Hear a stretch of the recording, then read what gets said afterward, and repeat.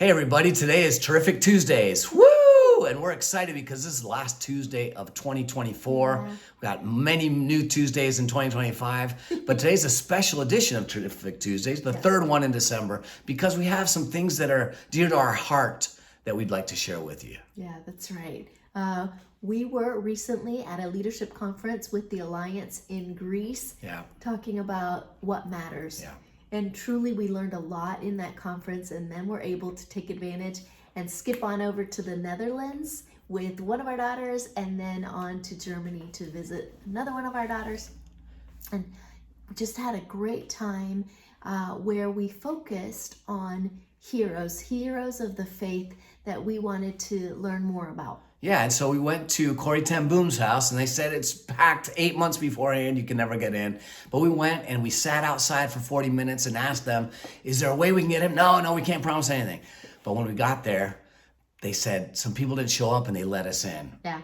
How do you describe a bucket list when you don't even know that it's a bucket list? Yeah. I had grown up reading The Hiding Place and watching the movies and hearing the testimonies and always amazed at people who gave of themselves. It's like Keith Green who gave of himself and singing the song, "You Are My Hiding Place," and realizing that we're in the home of the person that really lived this out and hid people for the sake of the kingdom. Yeah, something that just really impacted us. Like, we knew about the life of Corrie ten Boom and her family, but just that posture of everything is Christ and Christ is everything. And they were willing to fight for others over themselves. Yeah. And that whole idea of to live is Christ and to die is gain just came through in over and over again in several examples that they gave that we heard about that we hadn't heard about before. One that stood out to me was when the pastor of the church had a little baby Jewish girl and was saying, where can we hide her because we don't want to risk our lives for this little thing. And Corrie ten Boom's dad was like, give me that precious girl. It would be my highest honor to lose my life for this precious baby. And just over and over again, hearing examples of that kind of attitude was just so moving to us. Yeah, and as we thought about the stories and the things we heard, we found out there was a friend of ours, J.P. Schultz's dad, who was involved in all this, and grandfather, who were actually part of providing the meal tickets and sneaking them in to Corrie ten Boom's house so that they could feed the Jews and others that they were hiding. Just amazing heroes. What a legacy. It's amazing. Then in Germany, we were able to go to a concentration camp that's very close to where our daughter lives. Buchenwald. Buchenwald.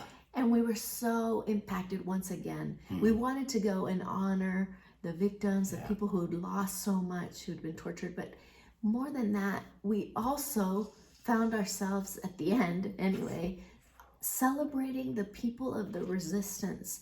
So many people of faith who were willing to lay down their lives they could just see clearly about the preciousness of each of the people that were around them. They refused to fall into the trap of dehumanizing people. One of the takeaways that we got from that experience with our girls was also, we refuse to be a part of a people that is going to dehumanize anyone or put people in boxes or label them. Like, you know how we have the tendency to say, oh, all men are like this or all women are like, we just don't want to be a part of that ever again. We want to see individuals for who they are and love them and give them hope. And that is Inkalink, and that's our heroes. That's our team, day in, day out, seeing the beauty of people that maybe aren't so likable sometimes, but they refuse to dehumanize them, but rather treat them as brothers and sisters. Like Jim Elliot said, one of the 5 missionaries that was killed in the 50s, he is no fool to lose what he cannot keep, to gain what he cannot lose. And everything we saw in these concentration camps from the resistance were people who were Christ-shaped and saw the image of God in those that around them, no matter what race they were. And that's the kind of people we want to see. And those are the heroes we've highlighted all year in 2024 of Inkalink. So if you want to be a part, reach out to us. And even if not, Be a Christ-shaped person in 2025 and make it the best year ever. Bye, guys.